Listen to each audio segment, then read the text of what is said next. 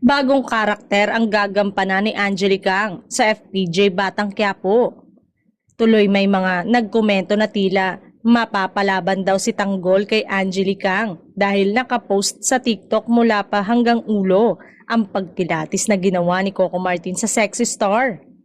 Komento ng mga netizen, from Black Rider to Batang Quiapo.